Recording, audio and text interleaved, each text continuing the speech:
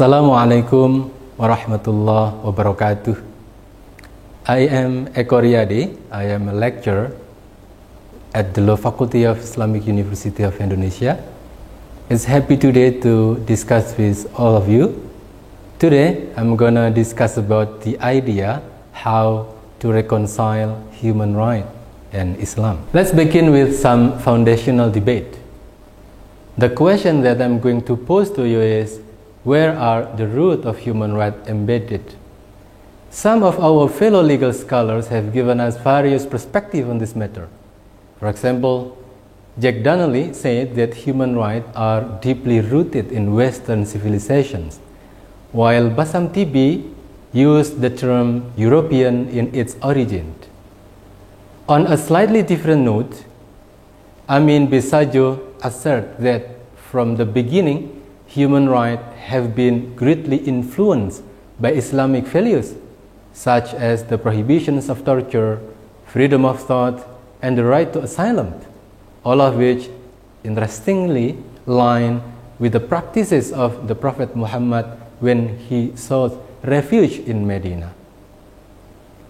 Taking a more provocative stance, Abdullahi An-Naim stated that religions tend to be resistant to non-theistic, natural law, and anthropocentric ideas.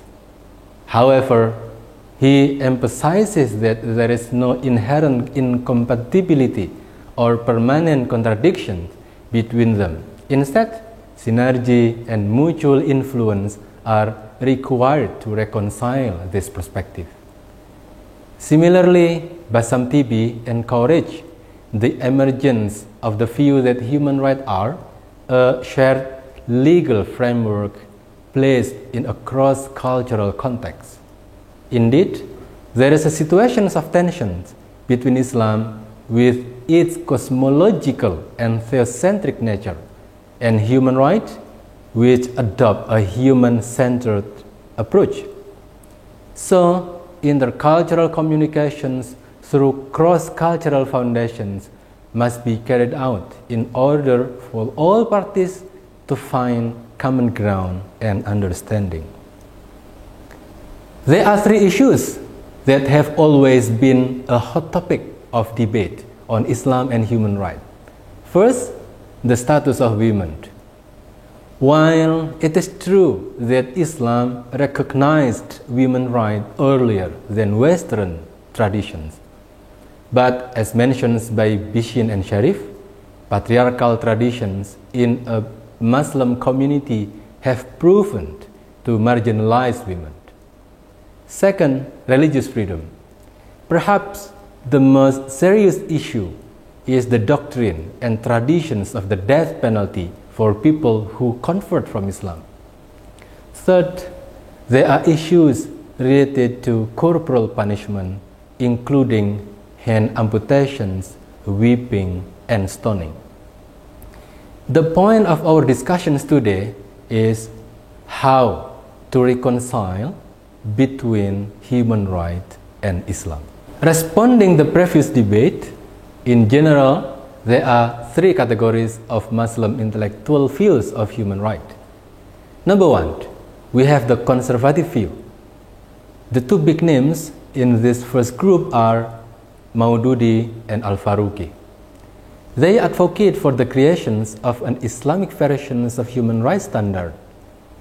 The Universal Islamic Declaration of Human Rights was born through the Islamic Council of Europe in 1981 and the Cairo Declarations on Human Rights by the organizations of the Islamic Conference in 1990. The core view of this group is, as stated by Sheikh Muhammad Anwar, that human rights must originate from the Sharia, emphasizing that freedom is exclusive to Allah and rights are given by God. The second, the liberal view. Advocates of this view assert that genuineness of human rights and stress the need for a normative consensus that transcends cultural and religious boundaries. An-Naim said that under contemporary economic and political conditions, no country in the world is religiously monolithic. However, traditional and closed it may wish to be. Contextual interpretations can be found in Islamic moral philosophy, which is consistent with the concept and principles of constitutionalism and universal human rights. Third group, pragmatic view. This view is built on the ethical spirit of Surah Al-Baqarah 185, which essentially states that Allah does not want difficulties for humans. Abdo stated that it turned out that many Muslim countries have incorporated human rights ideas into their positive laws. Abdo also rejects polygamy based on a progressive interpretations of Quran that takes into account women's rights. For example, the Tunisian state completely prohibits polygamy through their positive law. Apart from the previous categories, there is a categorization of the use of maqasid sharia in building relations between Islam and human rights. First, the traditionalist perspective. Muhammad al-Ghazali stated that Islam predates the concept of human rights, considering human rights as a product of Christians and Jews' origins designed to exert control over the world. Sharia is the only problem for anyone. In line with Al-Ghazali, Gudrun Kramer described Islam as natural religions, asserting that humanity's role is simply to align with nature.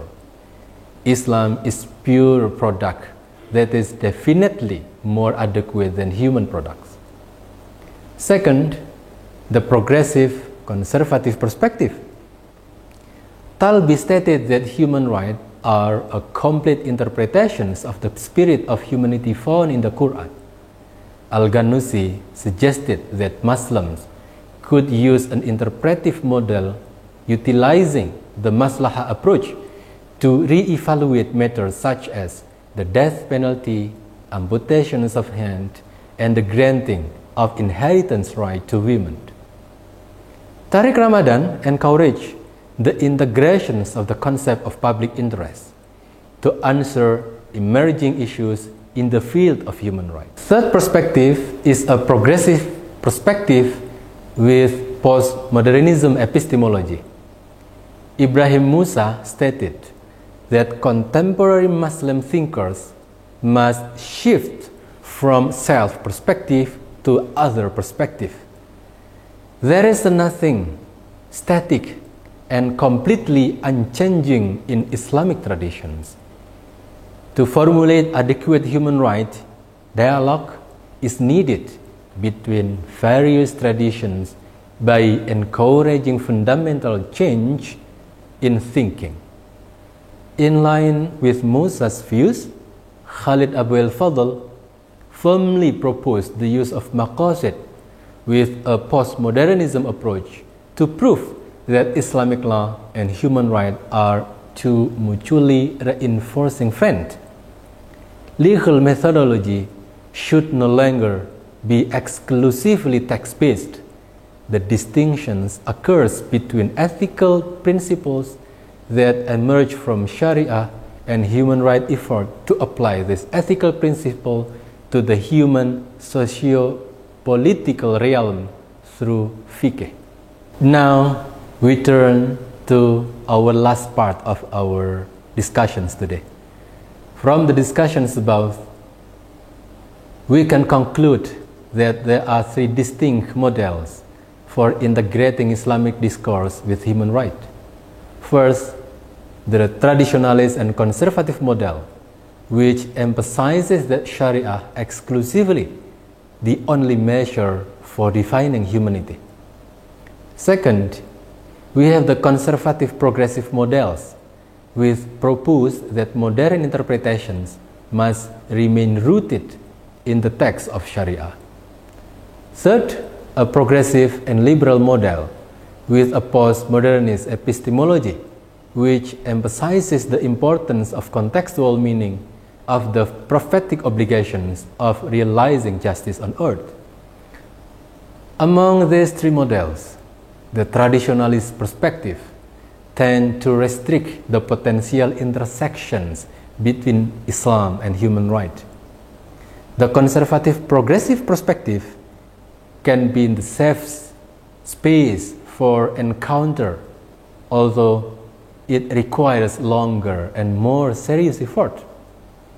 The progressive perspective, rooted in postmodernism, offers the most intimate space for encounter between Islam and human rights. This space for encounter can occur intimately by adopting a progressive interpretations of justice as the most important principles of Maqasid Asy-Syariah. Thank you. Assalamualaikum warahmatullahi wabarakatuh.